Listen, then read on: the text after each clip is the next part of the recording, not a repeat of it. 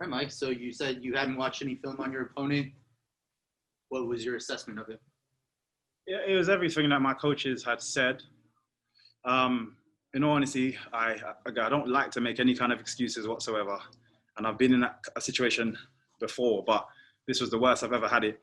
The canvas was so slippery. I literally couldn't exit any of my game plans because my whole game derives around moving my feet, being able to be, agile in and out, land shots, get out.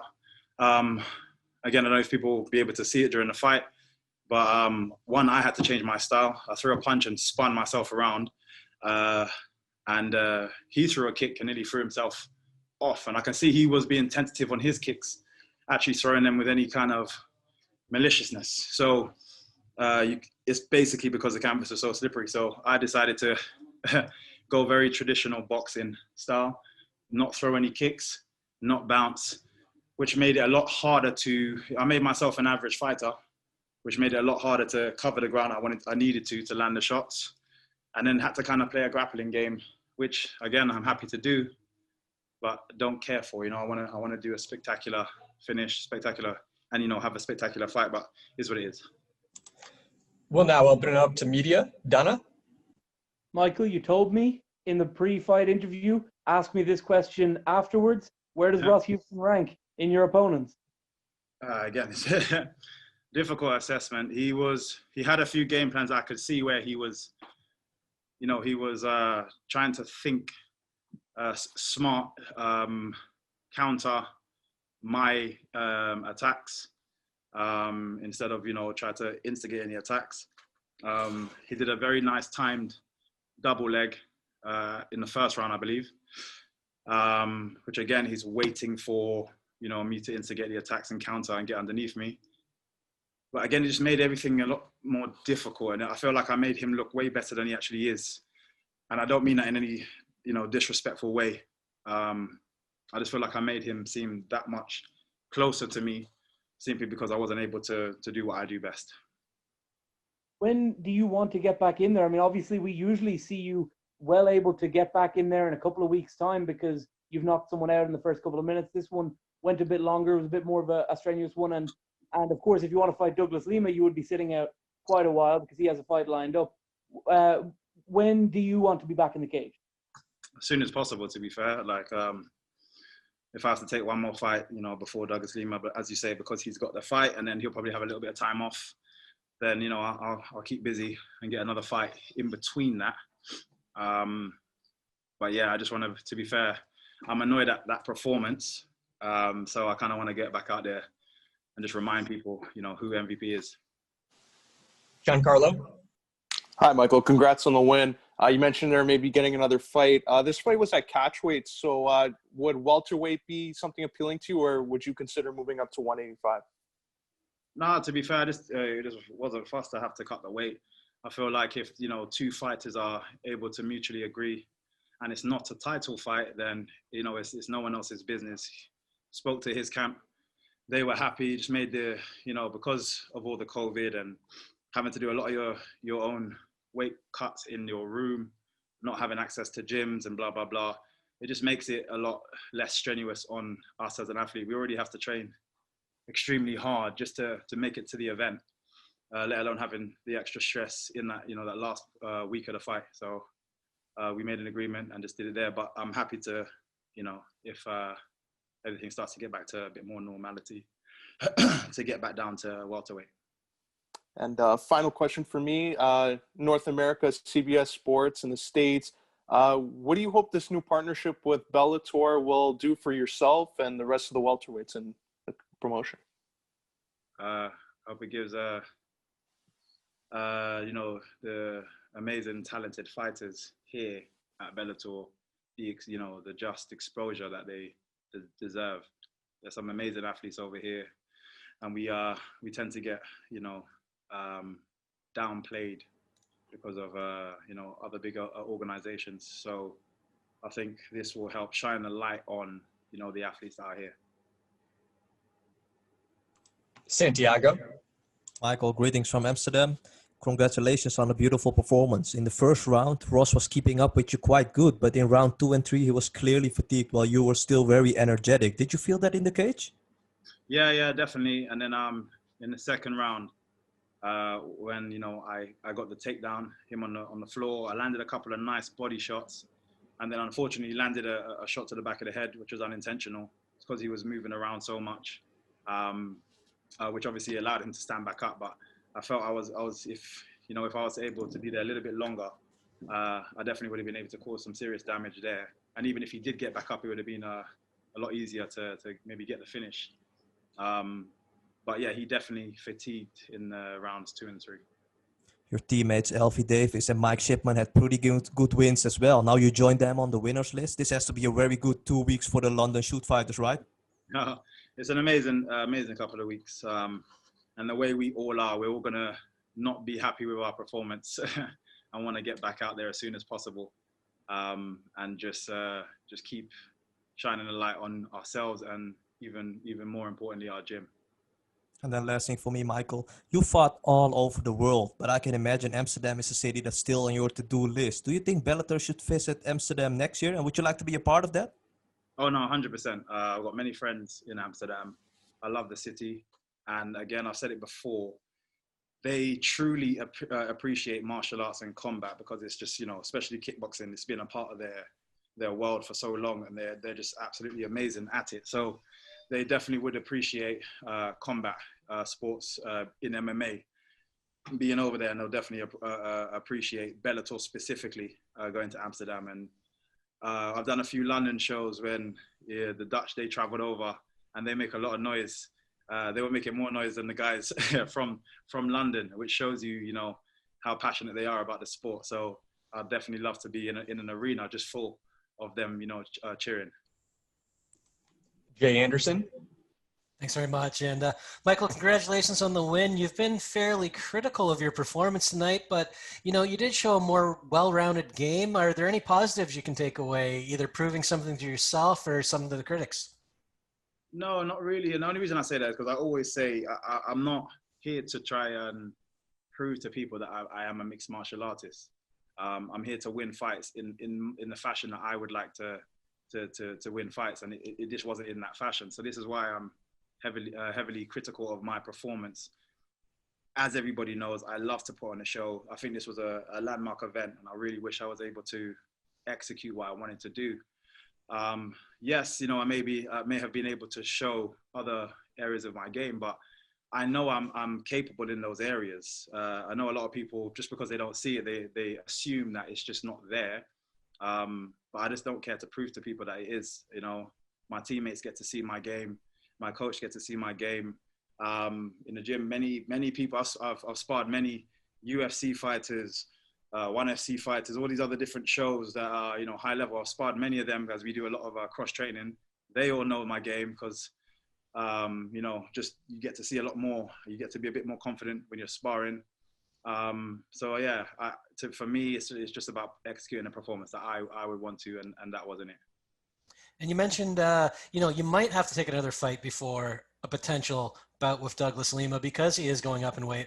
What are your thoughts on these double champ pursuits? Because the side effect is that they can stall divisions. Yeah, I think I can't remember what interview it was that I was speaking to someone, and I basically said the same thing. I don't particularly care for it. I think it's a bit of a fashion trend that McGregor has kind of kickstarted within the MMA world. I get it in terms of the individual. It shows an amazing achievement to being able to go up a weight division or down a weight division, whichever it is, and take another belt. But as you say, it does hold up a lot of the division, and then you have to do these interim belts, and it just becomes messy. And I think our sport as a whole, for average fans looking at, you want it to be as simple as possible, especially now. And I think just having one champ per division keeps it that simplicity. So when people are tuning in and watching and following stories that are going on, it's easier for them to want to stay and commit to the sport. Especially now when we're constantly having to prove ourselves as athletes and not barbarians. So for now, for me personally, I think it's better to just keep it as simple as possible at the moment. But again, at the same time, on the flip side, I do understand for the individuals the achievement it is to say that you've got 2 belts. Luis Morales. MVP, you handed Houston his first pro loss, maybe not in a flashy but definitely convincing way. So you keep winning, you keep getting better. What could go different in the rematch you expect against Douglas Lima? You know what? I just feel like I'd be able to execute the game plan that I was, I feel like I was successfully executing up until that point. I made a few mistakes, one being a little bit overconfident after rocking Lima. Everyone saw his legs go. I noticed it as well. And I started to put my foot, position myself a little bit too close to Lima. And, a lot of people said, even my father said a long time ago to me, a wounded tiger is still dangerous. And I forgot that in that moment, which allowed him to get the sweep on me, which was badly timed again on my part and really well timed on his. And then again, because of me wanting to be over eager and get back to my feet and, continue that successful run at that time, I ended up popping up in a completely stupid way. It's something that you learn as the second you join an MMA gym in terms of how to get up. I decided to ignore all of that in my eagerness and my overexcitement. So I feel, the second time round, I don't believe Lima's going to change too much. He's an established athlete that's been in the game a long time and is very predictable, in my opinion, but just amazing at what he does. I just feel like I can win that fight. We'll take a couple more questions. Lenny. How's it going, MVP? And congratulations on the impressive performance today. Thank you. You mentioned there a few questions ago that you said the canvas was slippery and how it affected your performance. Do you think that there should be a different way Bellator should disinfect the cage and still it be safe, and so you can, it helps all fighters like yourself? Well, I was speaking to some of the guys backstage, and supposedly this particular canvas isn't the one that they would usually use. So whatever it is that, and it's weird. A fight that I had against Nashon Burrell, near enough the same thing happened. It wasn't as slippery as today, but it was slippery. So again, I had to slightly doctor my style, and people might be, just think I'm just saying it. But if you look back at these kind of fights, you'll see the difference in how I, competed in those events. And this one again today, I was rubbing my feet a lot at the beginning, trying to get my grip. And there's just certain patches specifically as well, as I was moving, that just said to me, if I throw a crazy kick or if I leap in like I would normally do, I'm going to end up slipping. I'm going to end up on the floor. I'm going to end up potentially having him on top of me for 3 rounds and allowing him to win a fight that, again, for me, it doesn't warrant him actually winning that fight because I just wasn't able to execute. So I had to change my style completely. I turned myself into a bit of a flat-footed boxer, which again, if you watch any of my fights, is just not my style. My hands were up. I had to be a lot more cautious. I couldn't throw kicks. And this is all the things that makes MVP. So hopefully I'm going to, speak to the guys and just hopefully there can be some form of consistency from show to show, because I don't really want to walk back in and, find out that, especially during COVID, I couldn't even really come and test out the canvas beforehand to even doctor my plan ahead of schedule, because, you're not really allowed to be in and around the arena until that time. So hopefully they get it sorted out. Rick Sanchez. Yes, congratulations on the win. This is a question from your fans. They say to me, we seen you in your anime, you love anime and your anime gear. The question is from your fans is, who's your favorite anime character and why is it very meant to you?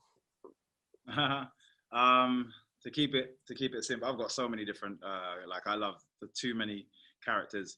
In terms of what this particular character represents, one is one of the biggest shows in, the anime world, being Naruto.